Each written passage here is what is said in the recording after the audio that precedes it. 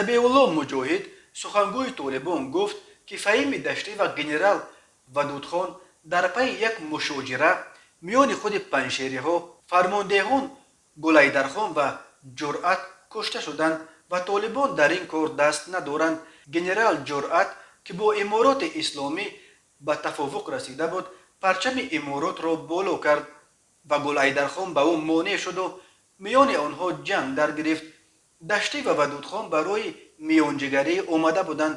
маълум нест ки афроди ҷуръат ба онҳо тир андохтанд ё нафарони гулайдархон, гуфт забиулло муҷоҳид. хабарнигори шинохтаи Афғонистон Разоқи Муъмин бо такя ба манобеаш дар ҷабҳаи муқовимати миллӣ мегӯяд, фаҳими даштӣ сухангӯ ва генерал вадудхон масъули истихбороти низомии ин ҷабҳа ва собиқ аташаи низомии Афғонистон дар Тоҷикистон ба дастури генерал Динмуҳаммад Ҷуръат, раиси шӯрои олии Панҷшер ва аз собиқ ҳамразмони Аҳмадшоҳи Масъуд кушта шуданд.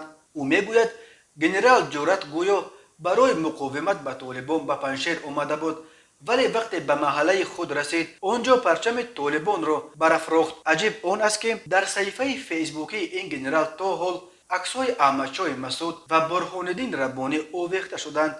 бино ба иттилои Спутник, аз панҷшериҳои шинохта боз доктор Абдулло ва Адиб Фаҳим писари маршал Фаҳим ҳастанд, ки ҳарчанд ҳимояти худро аз толибон ба таври аланӣ эълон накарданд, вале дар Кобул дар канори онҳо қарор доранд.